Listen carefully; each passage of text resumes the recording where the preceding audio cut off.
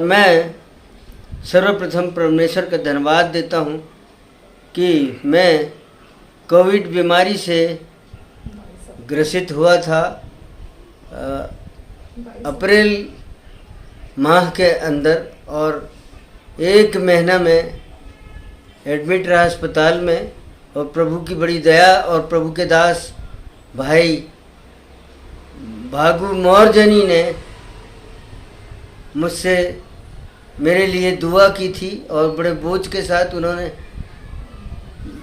दुआ की थी, और उन्होंने मुझसे ये कहा था कि प्रभु आपको चंगाई दे रहा है और प्रभु आपको, आप मुंह खोलो, प्रभु आपको जीवन की रोटी का टुकड़ा मुंह में डाल रहा है, आप मुंह खोलिए।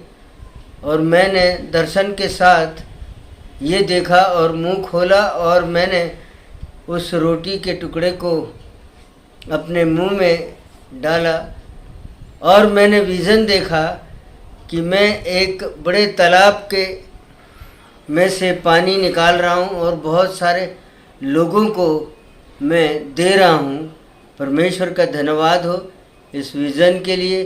भाई ने बड़े बोझ के साथ प्रार्थना की, मैं उन्हें भी धन्यवाद देता हूँ कि उन्होंने हर पल और हर दिन मेरे स्वास्थ्य के लिए उन्होंने फ़ोन लगाकर मेरी सुधि ली। मैं धन्यवाद देता हूँ भाई का। प्रभु उन्हें भी आशीष दे और अधिक प्रभु इस्तेमाल करे। उन्होंने मुझसे ये कहा कि आप अपने जीवन को प्रभु को दें, और ये दर्शन का मतलब है कि आप परमेश्वर के वचन को बहुत सारे लोगों में बांटें। मैं परमेश्वर का धन्यवाद देता हूँ इस दर्शन के लिए। प्रभु मुझे आशीष दे। और मैं अब 1 महीने से घर पर हूँ अस्पताल से छुट्टी के बाद, और मेरे स्वास्थ्य में निरंतर सुधार होता जा रहा है। मैं परमेश्वर का धन्यवाद देता हूँ। Praise the Lord. Welcome to the next session of the Praying by the Living Waters method. I welcome you all in the name of the Lord Jesus Christ. Hallelujah. Praise the Lord. I want to take you to certain scriptures to show you the truth about God speaking to us. Many people say that God does not speak today and we have to go to the Word, but there are certain verses here which the Lord has spoken, and He wants us to know that He will continue to speak, He will continue to reveal mysteries to us, and He will continue to unfold the things that are hidden in the dark to His disciples, so that we can be effective in our ministry and we can destroy the works of darkness in the lives of His people and members of the church. So, in John chapter 14 verse 26, He said, "But the Comforter, which is the Holy Ghost, whom the Father will send in my name, He will teach you all things and bring all things to your remembrance, whatsoever I have said unto you." Now, we know that the Bible contains some red letter words which the Lord has spoken, and we know that the Lord is saying, the Holy Spirit, when He comes, He will remind you of the words that I have spoken to you. Then He says in the next verse, verse 30, "Hereafter I will not talk much with you." You see, the Lord is saying, I am not going to talk much with you. Another scripture that the Lord says in chapter 16 of John and verse 12, "I have yet many things to say unto you, but you cannot bear them now." The Lord is saying that I have many things to reveal to you, but at this moment you do not have the capacity to grasp them, to understand them, and to remember them, or you simply don't have the ability to use them right now. But when the Spirit of truth comes, He will guide you into all truth. My dear brothers and sisters, as you know, the word truth in Greek is aletheia. It means He will reveal the things in reality to you. Now, when I come from a Hindu background, we see in Hindu holy books that it says it's impossible to see God face to face. But when the Lord said in John chapter 14 verse 6, I am the way, I am the truth, and I am the life, what he was saying is, I am the path that you need to walk to. I am the reality of God that you are seeing me face to face. Let me paraphrase that when you see the face of Jesus, you are seeing the real thing, you are seeing the living God face to face. And that occurred on 1991, on September 20th, when I was seriously thinking of killing myself. The Lord appeared to me, and He came and He touched me and He healed me. From that moment on, I see the Lord face to face. Why I'm sharing this to you? Because one of the most precious things to me is to remember how the Lord has been gracious to me, how I realize that my sins are forgiven, how the Lord has given me the evidence of eternal life, and how He has appointed me to go preach the gospel of the kingdom of God, to heal the sick, to cleanse the lepers, to cast out demons, and to raise the dead. Amen. So I want to share what the Lord has been teaching me concerning the living waters healing method. So let's go and we'll see from John chapter 14 verse 20 and 21, 25, 26 and 30. Now, He said, in that day you will know that I am in my Father, and ye in me, and I in you. You see, we always speak about the Trinity being the Father, Son, and the Holy Spirit. But the Lord is giving us here a new revelation. He said, in that day, when after His death, burial, and resurrection, when we, His disciples, start believing in Him as our Savior, Redeemer, and everything, He said, in that day, I will dwell in you. Starting from this verse, He said that I am in my Father and I will be dwelling in my Father, and you in me, and I in you. What it simply means is the Father and I will come and dwell in you. That means wherever I go, the Father and the Son are with me. It's very important for us to realize, what we are carrying. A person who's a security officer, he will carry his gun for his own security, knowing that if his life is threatened, he can use that gun to defend himself. On an ordinary day when he's on a holiday, he will not carry his gun because he's relaxing, maybe he's at home and he's not threatened to be in trying circumstances. But on a working day, whenever he is attending to his duties, he will carry the weapon with him, and that weapon is a source of security for him, knowing that if the enemy comes to attack him, he can use that gun and defend himself, or even kill the enemy. Now, we know when we walk this world, the powers of darkness are around us, and the presence of the Father and the presence of the Lord Jesus Christ in our heart will give us assurance that we are not alone. Our stronghold is with us. The Lord is a fortress who's dwelling on the inside of us. The God who empowers us is with us. Amen. Hallelujah. So He said, verse 21, He that hath my commandment and keepeth them, it is he that loveth me, and he that loveth me shall be loved of my Father. Hallelujah. The Lord told me that, son, you must speak in tongues for 1 hour every day. I had no way of understanding why the Lord was asking me to speak in tongues, but I know that speaking in tongues, we speak mysteries unto God, we edify ourselves by speaking in tongues. Sometimes it is not important that we should understand everything that God says to us. We simply need to keep His commandments. And this is what the Lord is saying. He that hath my commandments and keepeth them, it is he that loved me. So how do you show the Lord that you love Him? By obeying what He has told you to do. Secondly, he that loveth me shall be loved by my Father. Now the Lord is saying that if you love me and keep my commandments, the Father also will love you, and I will love him, I will reciprocate his love, and then I will manifest Himself to you. See, nothing is more important to me than to see the Lord face to face on a regular basis.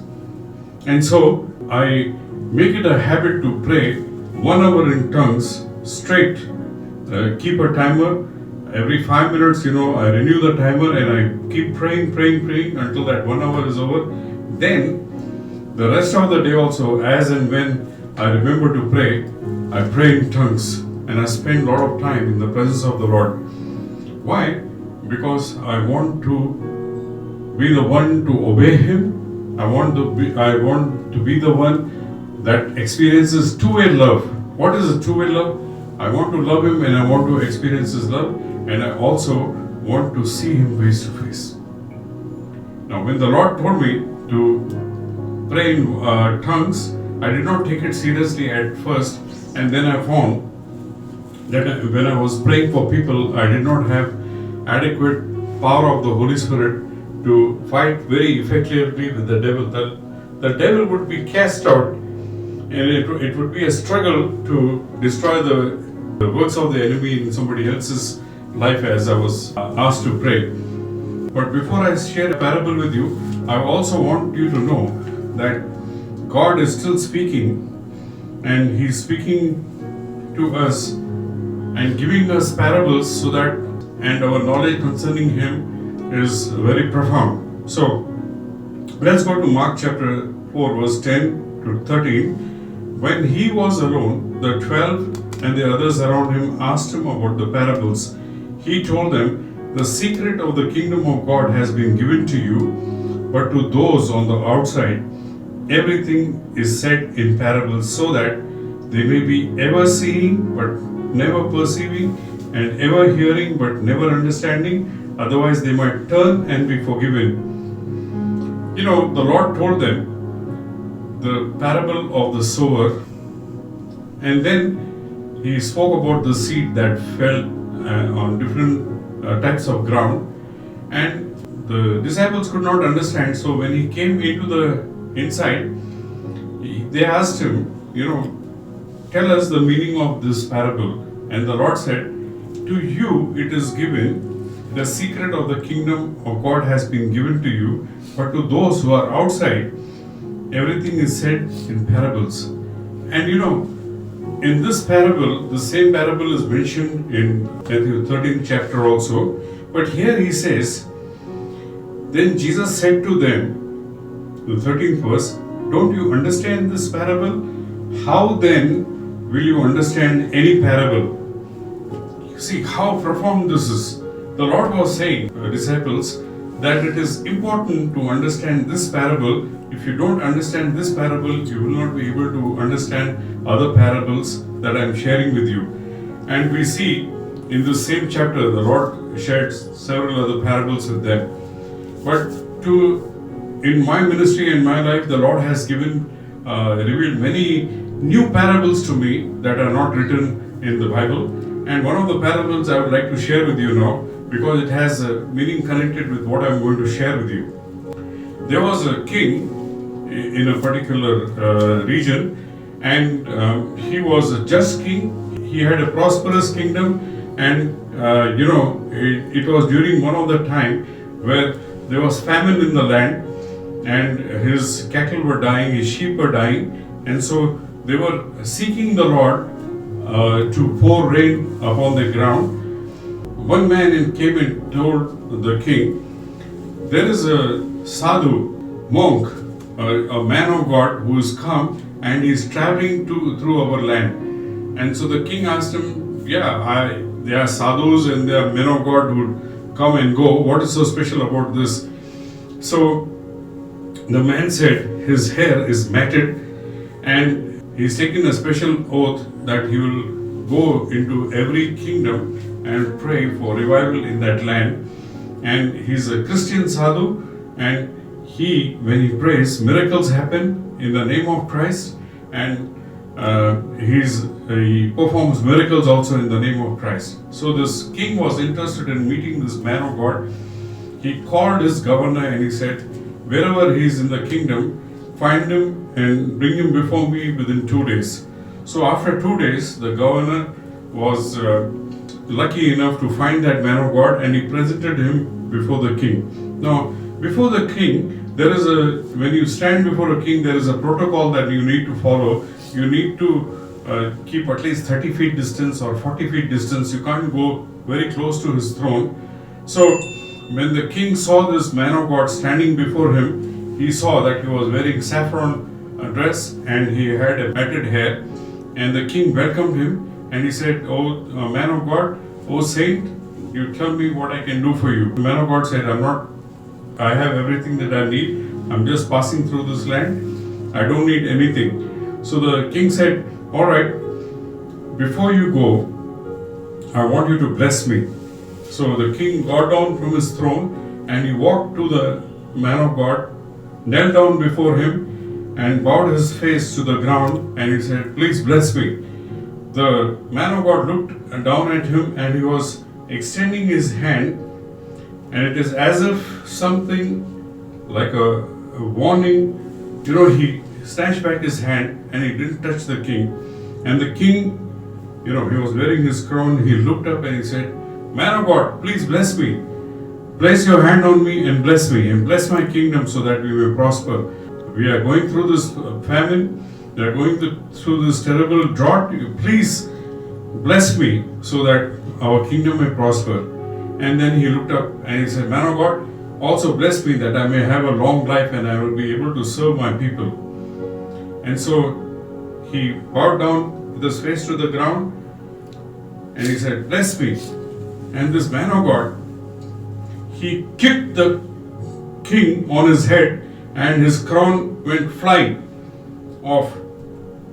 When the king realized what had been done to him, he just got up. He was so full of rage. He said, "How dare you kick me in my head? How dare you kick me in my face? How dare you kick my crown off my head?" He called his soldiers. He said, "Take this man, and don't care who it is, put him in the stocks, and tomorrow morning, first light, we will hang him on the tree." And that man of God was taken away. He spent a restless night in the dungeon. He prayed to God and asked God to spare his life. And finally, the first rays of the sun, they came up. He could see from the small window in the dungeon. And soon, the soldiers came. They said, "Man of God, come. Let's go to the king. The king wants to see you." So he was taken to the washroom. He washed himself, freshened himself, and he was presented before the king. And this time, his hands and feet, they were not tied up, but he was free to walk. The king welcomed him. He said, "Man of God, please come and sit here." The king was at home and he was in his bedroom, and he said, "Tell me one thing. Why did you kick my head last evening?" he said. The man of God said, "O king, when you asked me to bless your kingdom, when you asked me to bless you with a long life, I was about to stretch forth my hand and touch you, but I heard the voice of God saying, 'Stop!' So I withdrew my hand. And then once again you made a plea to me, bless me and bless my kingdom so that there will be rain and we will have relief from this famine. And you asked me to pray that you will have a long life. And I heard the voice of God tell me to kick you on your head." For a few seconds he said, I was terrified at what God was telling me to do, but I have to keep His commandments. I have to pay heed to His voice. I have to do what He tells me to do at any time, because my life belongs to Him, he said. And so I kicked you on your head. I did not know why God was telling me that. I had no idea why I was told to do that. So you sent me into the dungeon. I was ready for it. I was ready to even lose my life. I knew if I kicked you, I would lose my life because you have the authority to take my life. But God has got greater authority. But disobey Him, He can put me, He can kill my body and He can throw me in Sheol. So God, who loves me and who saved my life and to whom I have given my life, it is my first priority to obey Him. and that's why I kicked you, he said. The king said, do you know what happened? I was so enraged with you that when I got into bed, I was so angry, so angry, so angry. Yesterday evening, I could not eat. When I got into my bed, I could not sleep. In the middle of the night, I chose to walk into the balcony, but then the queen was sleeping next to me. I thought if she sees that I'm not in the bed, she might get disturbed and she might wonder where I have gone. So I took 2-3 pillows and I put them where I should be sleeping. I covered it with a duvet and I walked out, and there is a sofa there, and which is under a tree. I sat down on that sofa, and I was thinking how to deal with you and how to punish you for what you have done. Suddenly a figure appeared and he climbed over the balcony and he had a bow and arrow in his hand. He went to the window and from there he shot 3 arrows to where I had been lying earlier. That pillow and the duvet looked like I was sleeping over there. He shot 3 arrows right where my chest would have been. And then I had my personal dagger, so I went and caught hold of him and pierced it into his heart and I killed him. Afterwards, I asked the lights to be brought. And when the lights were brought, I took out the mask of that person, and lo and behold, it was my governor who was trying to kill me. If I had not been enraged, I would have been sleeping peacefully, and those 3 arrows would have pierced my heart and killed me last night. I thank you for what you did, he said. I'm releasing you, and you can go anywhere in my kingdom, and I'm going to give you a seal where if you ask anything and you want anything, you just present my seal and it will be given to you. Oh man of God, I thank you for what you have done. You see? Now, coming back to the sadhu, because he obeyed the voice of God and he kicked the head of that king was alive today and he got his request to have a long life. If not, that king would have died that particular night. Brothers, sometimes what God tells is not understood by us. That doesn't mean that what He's saying doesn't make sense. It doesn't make sense at this end, but what God says makes sense. So we need to say, Father, what you are saying seems to be a secret to me. Father, please open my understanding so that I may understand your ways. Paul says in the first chapter of Ephesians that he may open the eyes of our understanding. Why? Because we need to understand the mysteries of God. Amen. So Jesus said here, Mark chapter 4, he said, the secret of the kingdom of God has been given to you, but to those on the outside, everything is said in parables. Amen. Hallelujah. So we need to understand God's ways. We need to understand and we need to be prayerful like David. Show me your ways, Lord, teach me your ways, so that God can enable you to conquer new territories in the Spirit. God can equip you to destroy the works of the enemy. If you look at Jesus' ministry, no 2 prayers for healing are the same. When the blind man was brought to him, the Bible says he gave sight to them. Another blind man was brought to him. He spat and made mud with that and he put eyes and he told him, go and wash your eyes in the pool of Siloam. Another blind man was brought to him. The Lord prayed for him and he began to see men walking as trees. And the second time he prayed for him and told him, don't go back to the village from where you have come. You see, issue is the same, blindness, but the Lord dealt with all 3 of them in different manner. So also, if you want to be effective in your ministry, you must learn to hear what the Holy Spirit is saying. Let's go and see what the Lord was saying. John chapter 15 verse 14, he said, you are my friends if you do whatever I command you. Now, First of all, if we want to be friends with the Lord Jesus Christ, we need to make up our mind that whatever we are commanded to do, we will do. Why? Because He's stepping down from the level of a creator. He's stepping down from the level of our Redeemer, our Savior. He's stepping down from the level of God to the level where He wants to be our friend. You must understand this, and there is a word that I use. He's formally informal with his friend. What do you mean by that? When you know that you are speaking with the Lord, you maintain a distance from Him where you stand in awe of Him, reverentially fear Him, and you maintain a distance so as to not to get very familiar with Him. But respectfully, you treat Him, you honor Him as God, but yet you can speak to Him like a friend. Amen. The word here is to commune with God, to fellowship with God. In the other teaching I showed you that John said that our fellowship is with the Father and with the Son. When you want to fellowship with the Lord, you fellowship with Him as if He's your friend. Amen. Because He is your friend.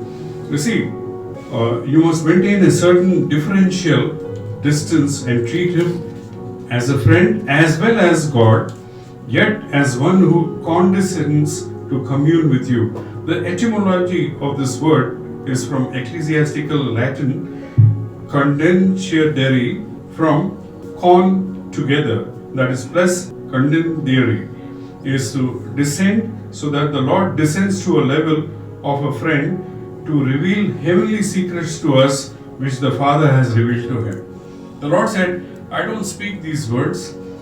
These words that I speak have been given to me by my Father. So whatever secrets have been revealed to the Lord Jesus Christ, He reveals them to His friends, and He condescends to a level where He is talking to you as friends. Amen. Hallelujah. Then He said, John chapter 15 verse 26, but when the Comforter is come, whom I will send to you from the Father, even the Spirit of truth, which proceeded from the Father, He will testify of me.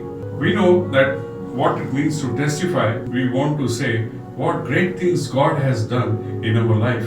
But before those great things actually happen, we hear the testimony that the Holy Spirit is sharing to us of whatever the Lord Jesus is speaking to us and revealing to Him. Amen. When we go on, it says in John chapter 16 verses 7 to 15, nevertheless I will tell you the truth, it is expedient for you that I go away.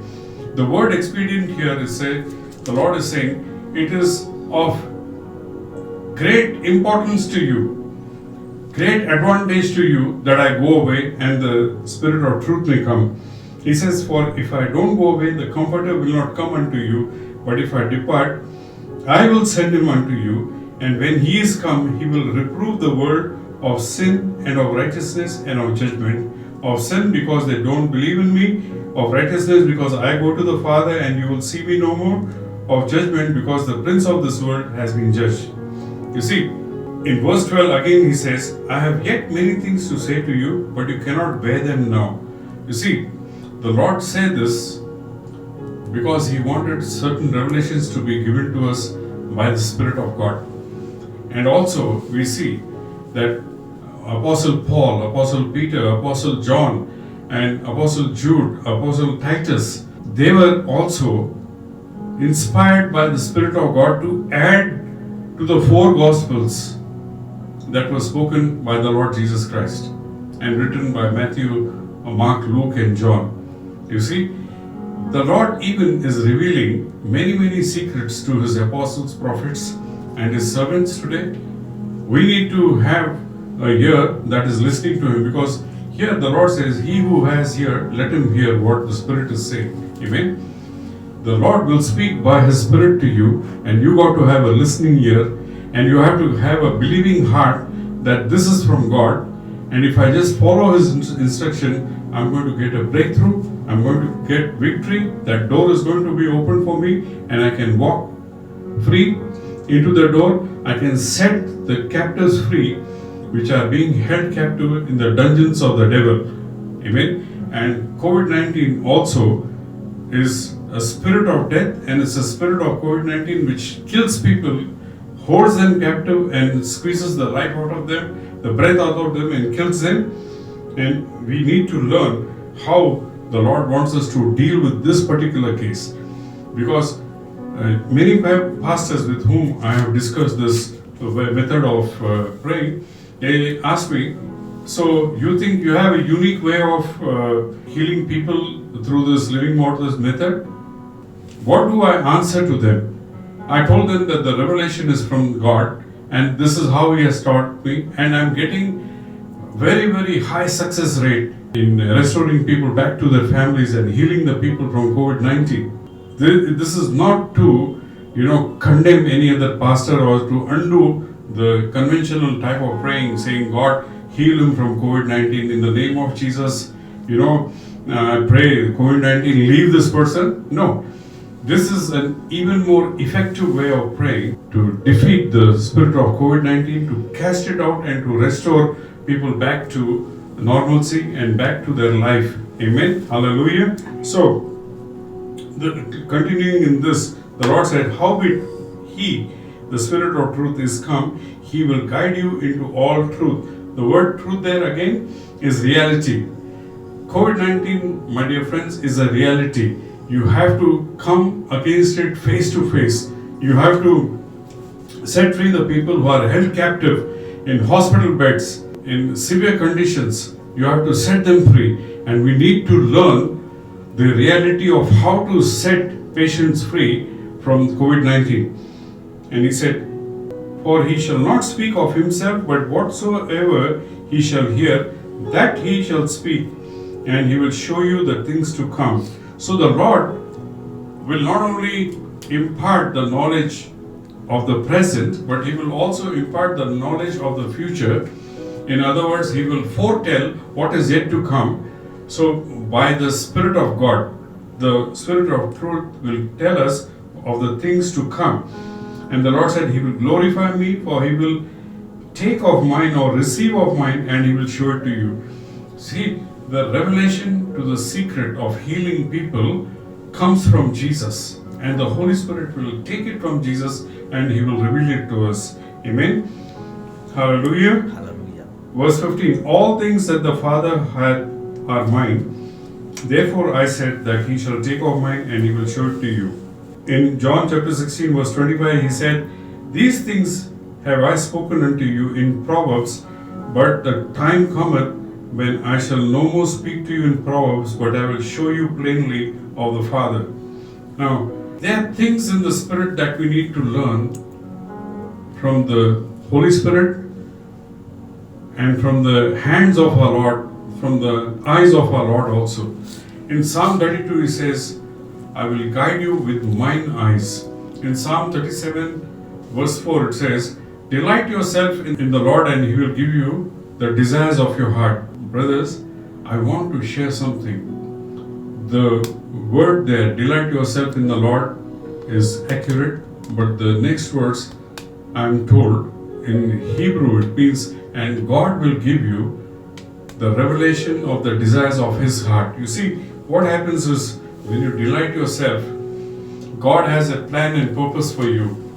Now, those plans are not revealed to you, but when you delight yourself, those plans, through His eyes, He joins them with your eyes. And what your eyes see and what your heart is led by is your eyes see the desires of the Father, and your heart is led by the Spirit of God, and you do those things, you are actually doing the desires of the heart of the Father, desires of the heart of the Lord Jesus Christ. You can cross-check it. Amen. So, coming back here, in John chapter 14 verse 10 to 17, He said, believest thou not that I am in the Father, and the Father is in me? The words that I speak unto you, I speak not of myself, but what the Father that dwelleth in me, He doeth His works. Now, when I read this verse for the first time, the Lord said, give me your body. Of course, my body belongs to Him, but God is a gentleman. He wants your body. Why? because through this body he can do his works. Just like through Jesus, the Father did his works. So you need to surrender your body. But before you surrender, you remember that you are living for Christ and you are living to do his will. You are not living to do your own will and to do the things that your carnal mind demands. We need to mortify our body. We need to crucify our carnality, and we need to put to death those things which lead to death. You have to purify your body. You have to purify your mind, your heart, your soul, so that we can surrender our body, spirit, and soul to the Father and say, Lord, here I am, take me. Use these hands to heal your children. Use this mouth to speak your words. Use these eyes to see what you want. Use these feet to go wherever you want to go, Lord. I give you my body. I give you my all. You see, Jesus surrendered everything unto the Father. And this is what he did. He says, believe me that I am in the Father and the Father is in me, or else believe me for the very work's sake. Verily, verily, I say unto you, he that believeth in me, the works that I do, he shall do also, and greater works than these he shall do, because I go unto my Father. This statement is quite deep. And you know that people always quote that Jesus said, I will do greater works than he did. Of course, it is the desire of our Lord Jesus Christ that his sons and daughters do even greater things than he himself did. Just like any earthly father wants his children to, surpass him in excellence in earning money and doing, becoming big people. Okay? But here, the Lord is saying, I'm going to my Father. So, whatever mysteries you want to be solved on earth, I will ask the Father and he will give me the keys to solve that mystery. He will give me the keys that you may heal people. He will give me the keys that you may deliver people. He will give me the keys as to what is on the inside of a man's soul, so that you can restore his soul back to normalcy. You can heal the person's soul. You can heal the person's body. You can heal the person's mind. I'm going to give you the keys to this, because I will ask the Father and I will impart it to the Holy Spirit, and the Holy Spirit will take off what is mine and give it to you. He will show it to you. You see how it is connected. He says then, whatsoever you ask in my name, that I will do, that the Father may be glorified in the Son. You see, you dedicate your body and your life, say, Father, whatever I do, I will do unto the Lord Jesus Christ, that you may be glorified in my life, in the name of Jesus, that the Lord may bring glory to you. You see, when you dedicate yourself fully, the Lord will also hearken unto your voice, and he will grant you whatever you desire. That's what Jesus is saying here. Ask me whatever you want, so that the Father is glorified in me. And he says, if you love me, keep my commandments, and I will pray to the Father, and he will give you another comforter, that he may abide with you forever. You see, the Lord said in verse 14, if you ask anything in my name, I will do it. The original Greek says, if you ask me anything, and if I do not have it, I will create it for you. Which means the Lord will deal with every issue in your life, whether if he's got the solution to it, something that is missing, which needs to be recreated. The Lord says, I will create it for you. I will do it for you. Just ask me, place a demand to me, and I will do it for you. And then he says, if you love me, keep my commandments. You see, it's so important that when you ask for things which seem impossible in the sight of the world, and you believe it, then the Lord imparts the secrets to it. You need to believe that what has been revealed to you and what you've been commanded to do is the truth. You need to have faith in what God is saying. Just like that holy man who kicked on the king's head, he didn't understand why God was telling him to do, but he trusted God that whatever he was doing, God will bring out good through that. As a result, what happened? The king's life was lengthened. Otherwise, it was appointed that he should die on that particular night. The devil would have taken his life and cut short his life. But he asked for length of days, he asked for long life, and the Lord granted it to him by something he asked the man of God to do, which didn't make sense to anybody. It didn't make sense to the king, it didn't make sense to the king's wise men, it didn't make sense even to the man of God. We simply need to obey God in whatever He is telling you to do. Amen. And then He said, I will pray to the Father and He will give you another comforter that He may abide with you forever. This is in 14th chapter of John, before He spoke 15th and 16th chapters concerning the Spirit of God. Here He's saying, the Father will give you another Parakletos. So, if you are getting another one, which one is the first one? Of course, the first one is Jesus. So what the Lord was saying, He will give you another Parakletos, just like me. His nature is like mine. He's compassionate like I am compassionate. He's got power like I have power. And He is full of wisdom. He's full of understanding. He's full of glory, just like I am. And He's full of, love for you, because He will dwell with you and He will not leave you, be with you forever. Even the Spirit of truth, whom the world cannot receive, but it seeth Him not, neither knoweth Him, but you know Him, for He dwelleth in you and He will be with you. Amen. The Spirit of God, when He comes, we will know that He has come. How? He will make Himself real to us. He will speak with us. He will be our comforter. He will be our counselor. He will be our guide. He will help us.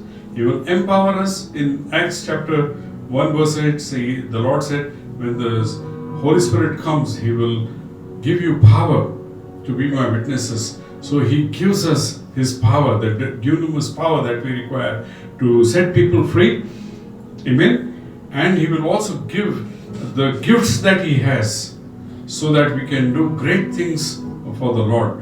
Whatever giftings the Lord had on the inside of Him when the Holy Spirit came, to the power to cast out demons, the power to set people free, the power to make whole the people who are maimed, the power to give sight to people, all these things similarly are the qualities and nature of the Spirit of God also.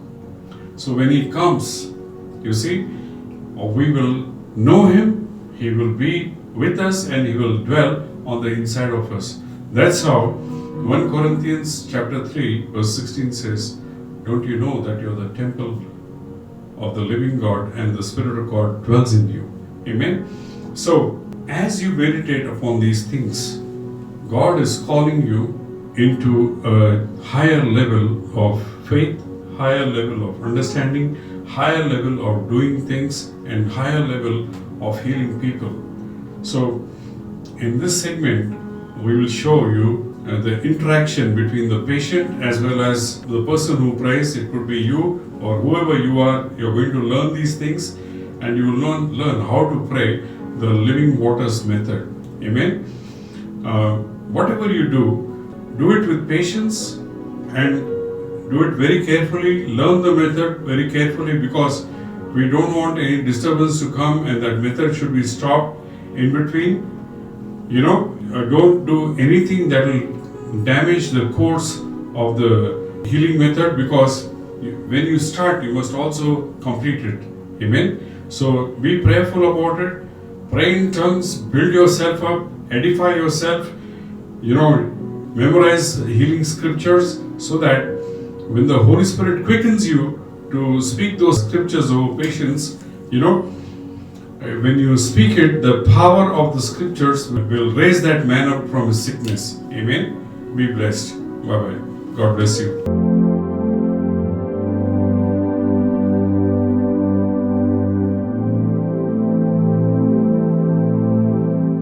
Praise the Lord.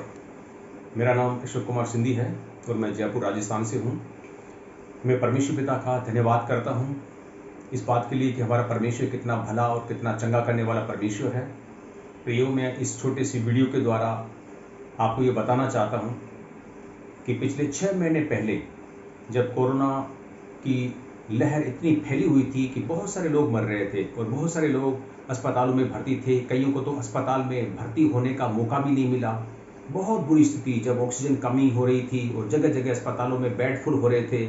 ऐसे समय में 6 महीने पहले जब मेरी पत्नी भी corona positive थी और बहुत ही भयानक स्थिति थी, प्रभु के दास ब्रदर भग्गू मूलझानी ने मेरी पत्नी के लिए प्रार्थना की और उस प्रार्थना के द्वारा परमेश्वर ने मेरी पत्नी को रिकवर किया, हील किया और आज प्रभु की दया से वो जीवित है और परमेश्वर ने उसको नया जीवन दिया है।